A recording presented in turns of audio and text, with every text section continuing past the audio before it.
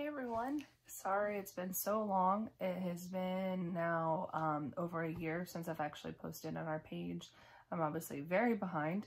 As you probably all know as parents, before you know it, a day goes by, you'll get to it, and then before you know it now, over a year has gone by. So hopefully I'll be posting here shortly about last year, just kind of a little snippet from kind of each month or something like that, just kind of giving an overall update, but not something too long, just because obviously so much time has gone by. I do want to touch base though about something recently that has just passed. Today is March 28th. On Saturday was March 26th, which is Epilepsy Awareness Day. So I did want to do a little video about Epilepsy Awareness Month, just kind of talking a little bit about it. I myself have epilepsy and was diagnosed in October of 2011. Now, my son actually, as you all know, from Coulon-de-Vries syndrome, epilepsy is something that does run, and about 50 to 55% of those kids end up developing epilepsy. Well, last year in October, our son ended up having his first seizure and has had since 6 seizures, I believe, up to date. And we've just finished off his first set of meds, trying out Keppra, which is what I take. It did not work for him. So we ended Keppra, or excuse me, we're weaning it now, and then we're now introducing, we're trying Trileptal. So today what I want to show you is just a couple things about, talk about some first aid, as well as some of the things that we do use for him as far as seizure monitoring.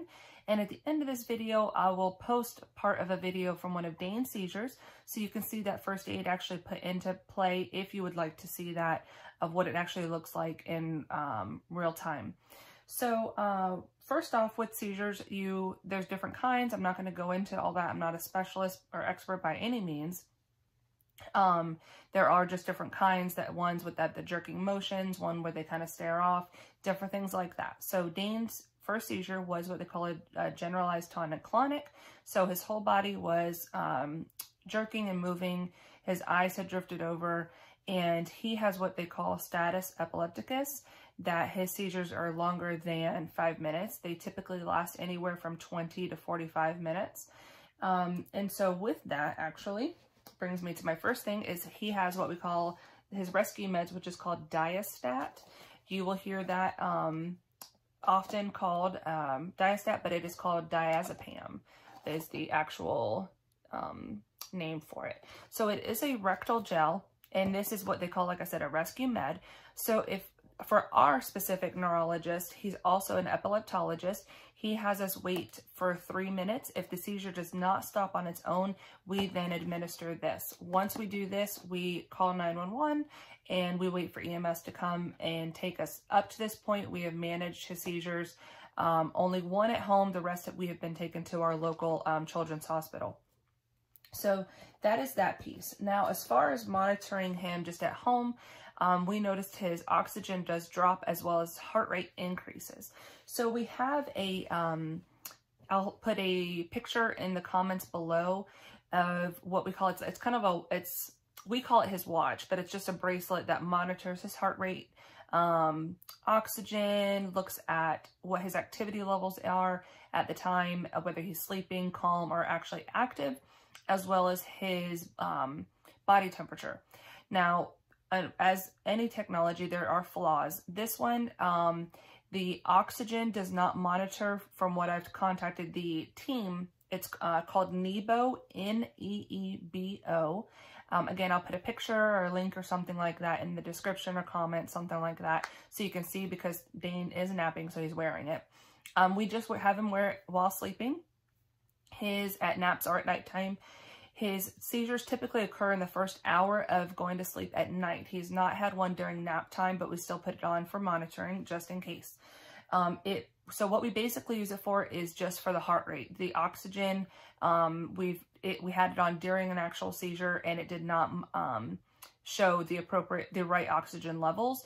And when I contacted the Neebo team, they said that that is typical for where the technology is at the stage of the game, that it does not monitor drops significant drops and quick drops in oxygen. So we do have seen that the heart rate is accurate. So we keep that on for the heart rate since it does increase. And then there is an app that's connected to the phone, and you could actually adjust all the different parameters for what you choose. So for Dane's, his heart rate typically hovers in the 130s, can go up into the 150s during his seizures, but never gets to that point unless he's super, super active and playful. But again, he wouldn't have the watch on or the bracelet on at that time. So that's where we have our parameter set to. So whenever he does have a seizure and it goes into that threshold, it alarms onto our phone, and then we can go from there. The other thing now we use is, a lot of you have probably heard of just an oxygen monitor, pulse ox, that just goes right onto your finger. This is an adult pulse oximeter, but we do use it on Dane. This is just the one I have for work, but then also we have one for his room that we keep in there. So this does monitor heart rate and oxygen levels. So when he is actively having a seizure, we'll put this on to monitor his heart rate as well as oxygen levels, so that when we're on the phone with emergency services, we can tell them where he's currently oxygen saturations are. We do have now oxygen on hand. We have the machine with the masking just to allow the oxygenation versus a nasal cannula. It's actually a mask, so that he's actually able to get the oxygen, not just through his nose. And if he's mouth breathing, then obviously he's not going to get that extra oxygen for him. So we have had to use that. He's had a seizure since we've gotten that, and that did significantly help. His oxygen typically drops into the low 70s. Our normal is anywhere in the 90s, typically 95 and above. So his drops into the low 70s. That's kind of gives you an idea of how low it can go for him. And so with the oxygen on, that actually helped keep it in the 80s and 90s until he was able to come out of the seizure and we were able to get help. Now the last piece I want to show you is, this is called the MFit Bed Sensor.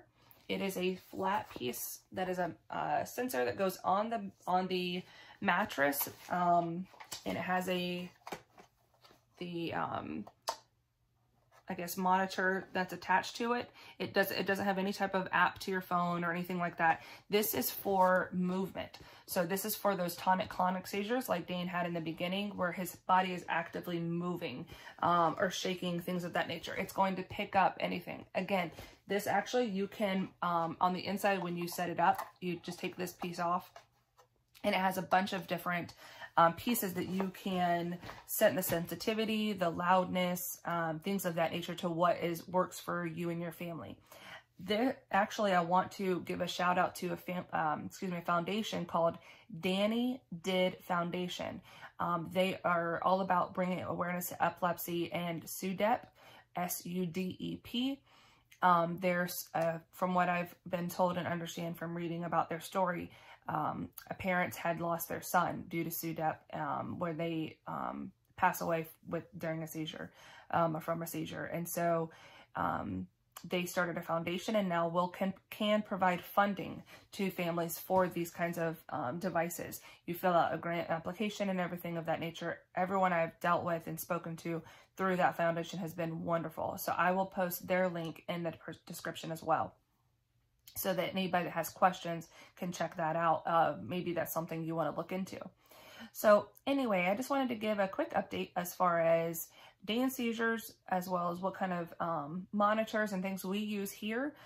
Dane does still move a lot, so we have not, a lot of other families have a hospital grade oxygen monitor, where it's a tabletop, just like you would see at your doctor's office or anything, or it's a box with a tubing and then one that goes and wraps around the finger or the toe, anything like that. Dane still moves around, so I have my own worries about him getting tangled up in the wires. And right now our system is working, so why fix what ain't broken kind of thing. So I will post also, again, the video at the end here. I do want to talk about first aid really quickly, and then we'll wrap up the video. So whenever you see somebody having a seizure, it can, again, have different presentations, where their whole body is moving, or they just look like they're kind of staring off in space. If that is happening, especially with tonic-clonic seizures, you do not want to put anything in their mouth That is a something that was from back in the day, that you want to put something in their mouth to keep them from choking on their tongue. That is completely inaccurate. Do not put anything in their mouth. Nothing is going to happen where they're going to swallow their tongue. Something else that can happen with seizures is they can actually vomit. So a big important thing is, the first thing is you want to lie them on their side, either side, left or right side, whatever is available at that time is the best thing for them. Not to lay them on their back or on their front, because if they're on their back and they throw up, they can then swallow that and then actually choke and aspirate, and then can actually cause further problems.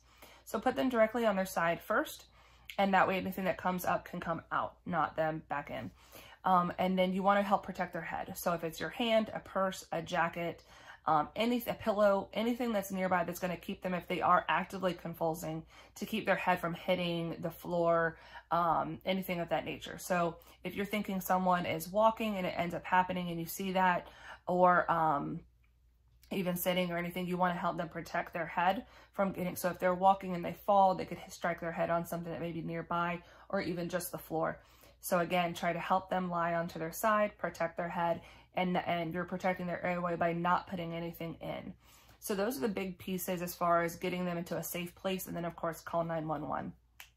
So that's just a little bit about first aid for seizures and epilepsy awareness here. So thank you so much for hanging out and listening to this video. Again, I will post a little bit of Dane's video just so you can see that first aid that we were talking about just now in real life, of how that looks like.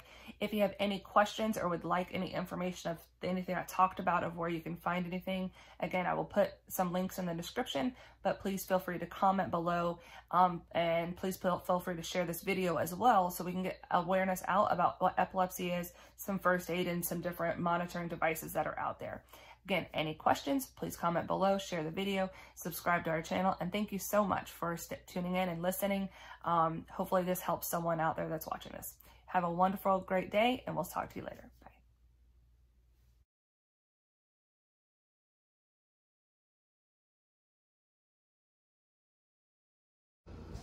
The ambulance isn't here. Still on the way, okay, ma'am? Okay. Hey, buddy. Hey, Dan, you hear Mama? You hear Mama? Daisy? You hear Mama? Duffel bag. On the duffel bag. It's right there on the trampoline. Or, yeah, trampoline.